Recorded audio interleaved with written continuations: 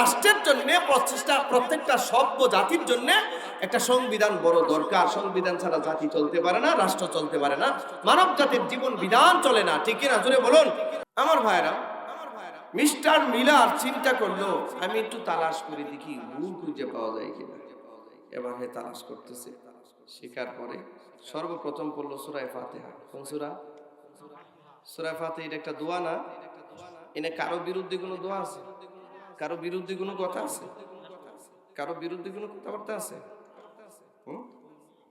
আচ্ছা, এটা শেষ করার পরে সূরা বাকারা শুরু করছে। কোন সূরা শুরু করছে? সূরা বাকারা। সূরাতুল বাকারা, সূরা বাকারা। ভাই বেশি সময় নেবেন আপনি, একটু অল্প সময় বসেন, 10টা মিনিট সময়। সূরা বাকারা শুরু করছে এই আলিফ লাম মিম। এটার অর্থ কেউ জানে? এটা তো মিলারও জানে, কোথাও লেখা হবে।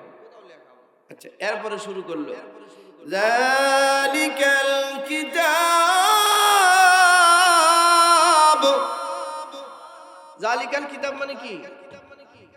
এই কিতাব, এই সেই কিতাব। সুবহানাল্লাহ। লা রাইবা ফি,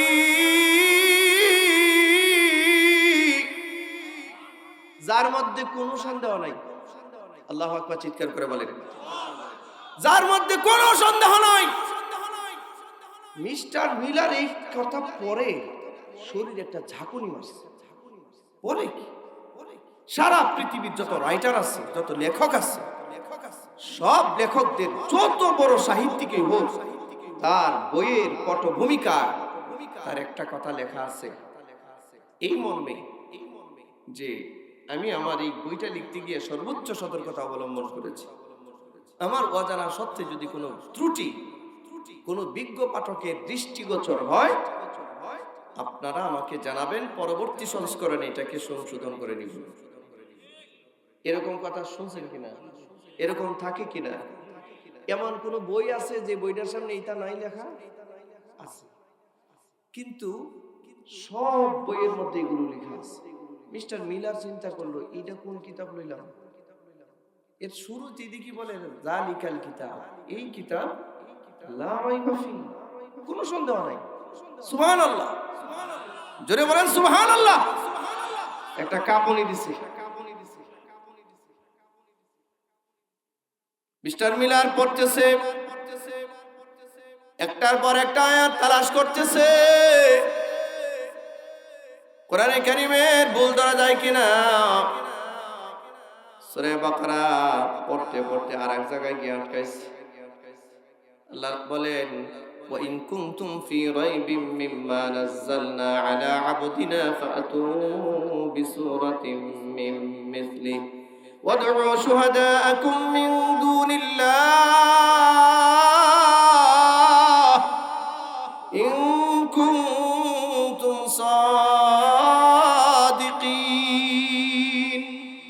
ফাইন লাম তাফআলু ওয়া লান তাফআলু فاتقوا النار التي وقودها الناس والحجارة أعدت للكافرين।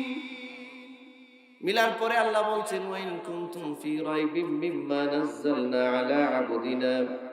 হে দুনিয়ার মানুষ, তোমরা যারা এই কোরআন মাজিদ, যেই কোরআন আমি আমার রাসূলের উপরে নাজিল করেছি, আমার বান্দা অর্থাৎ আমার নবী মুহাম্মদ রাসূলুল্লাহর উপরে আমি কোরআন নাজিল করেছি, এই কোরআনের মধ্যে কোনো সন্দেহ আছে বলে কেউ যদি মনে করো, তাহলে আমি আল্লাহ বলছি ফাআতু বিসূরাতিম মিন মিসলি, আমার এই কোরআনের কোন সূরার মতো করে একটা সূরা তোমরা নিয়ে আসো। কোরআনের মতো করে একটা ছোট্ট সূরা বানায় নিয়ে আসো। ইন কুনতুম সাদিকিন,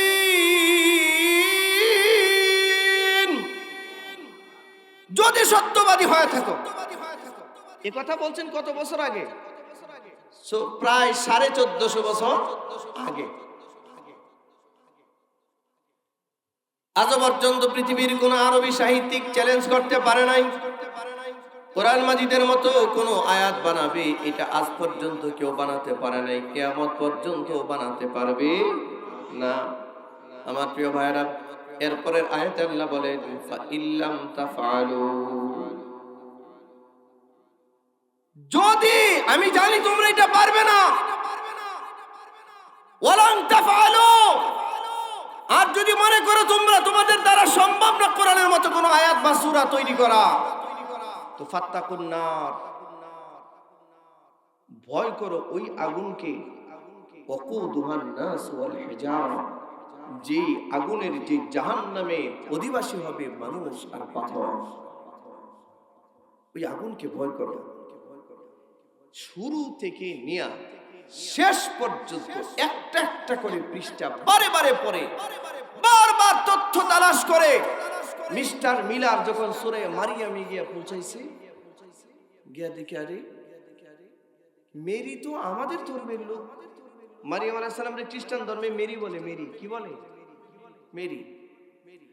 তো মেরি অর্থাৎ মারিয়াম আলাইহিস সালামের নাম কোরআন মাজিদে আসছে 34 বার, সর্বমোট 34 বার। কথা বলেন কতবার? সবাই বলেন কতবার? মারিয়াম আলাইহিস সালামের নাম আসছে 34 বার। কিন্তু পুরো কোরআন মাজিদ তালাশ করলো, মিস্টার মিলার এক জায়গায়ও নবীজির কোন বিবি সাহেবের নাম দেখে না। না আয়েশার নাম আছে, না খাদিজার নাম আছে, না হাফসার নাম আছে, কারো নাম নাই, একবারও নাই। শুধু তাই না, নবীর কলিজার টুকরা মেয়ে ফাতেমা রাদিয়াল্লাহু তাআলা আনহা, তার নামও কোরআন মাজিদে একবারও নাই। মিস্টার মিলার চিন্তা করো, সারা দুনিয়ার খ্রিস্টানরা যে অভিযোগ দেয় যে মুহাম্মদ নিজে বানাইছে, আরে নিজের বানানো কোন কিতাব হইলে তাহলে নিজের ছেলে মেয়েদের নাম আসতো না? কথা কয় না? এ ভাই, আপনি একটা বই লিখলে আপনার নাম, আপনার বাপের নাম, আপনার বাপ পরিবারের সদস্য কয়জন, কে কি করে না করে, তার নাম আসবে না? আসবে না? কিন্তু না, কোরআন মাজিদে নবী পরিবারের কোন সদস্যের নাম নাই। এমনকি পুরো কোরআন মাজিদের মধ্যে মুহাম্মদুর রাসূলুল্লাহর নাম আসছে মাত্র 4 বার। কয়বার? জোরে বলে। 4 বার। আর বিপরীতে ঈসা আলাইহিস সালামের নাম আসছে 25 বার। কতবার? ঈসা আলাইহিস সালাম খ্রিস্টান না, মনে করে তিনি ঈসা মসিহ, তাদের নবী মনে করে না। আচ্ছা, ঈসা আলাইহিস সালামের নাম 25 বার, ঈসা আলাইহিস সালামের আম্মা মারিয়ামের নাম 34 বার, আর নবী মুহাম্মদ সাল্লাল্লাহু আলাইহি ওয়াসাল্লামের নাম মাত্র 4 বার। হইল? চিন্তা করলো, এইটা অবশ্যই মুহাম্মাদের বানানো কোনো কিতাব না। আল্লাহু আকবার! আর কোনো দলিল না যে 3টা বছর লাগায় গ্রামার পড়ছে কোরআনের ভুল ধরার জন্য, তালাশ করে দেখে নাই, সুজা কালিমায়ে শাহাদাত পড়ে 1978 সালে মুসলমান হয়েছে। সুবহানাল্লাহ বলবেন না? বলবেন না সুবহানাল্লাহ? 1978 সালে মিস্টার মিলার কালিমা পড়ে মুসলমান হয়েছে।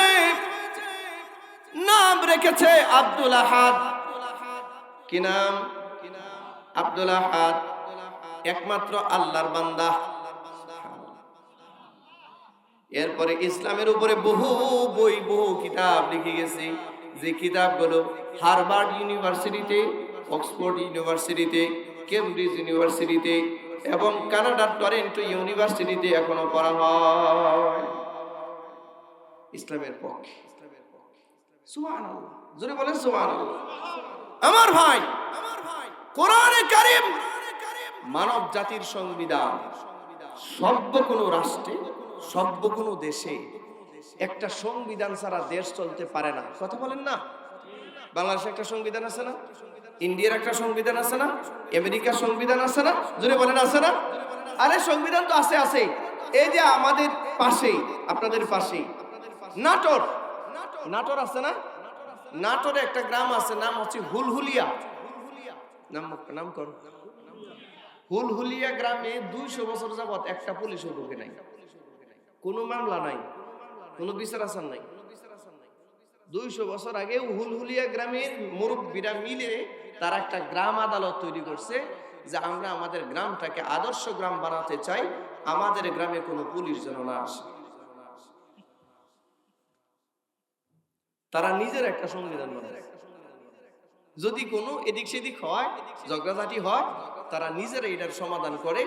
200 বছর হয়েছে ওই গ্রামে কোনো পুলিশ যায়নি। একটা আদর্শ গ্রাম, আলহামদুলিল্লাহ বলেন। আমি এই জন্য এই কথাটা বলতেছি, প্রত্যেকটা রাষ্ট্রের জন্য, প্রত্যেকটা সভ্য জাতির জন্য একটা সংবিধান বড় দরকার। সংবিধান ছাড়া জাতি চলতে পারে না, রাষ্ট্র চলতে পারে না, মানব জাতির জীবন বিধান চলে না, ঠিক কিনা? জোরে বলুন। আল্লাহ তাআলা গোটা মানব জাতির জীবন বিধান হিসেবে কোন কিতাব নাযিল করেছেন? জোরে বলেন, আরেকটু জোরে, আরো জোরে। এই কোরআন। আপনারা এই কোরআনের কথাগুলো আজকে বাদ দিয়েছেন। আজকে আপনার ঘরে মাস যায়, বছর যায়, কোরআন মাজিদের তেলাওয়াত হয়। এমনকি যুগের পর যুগ যায়, কোরআনের তেলাওয়াত করা হয় না।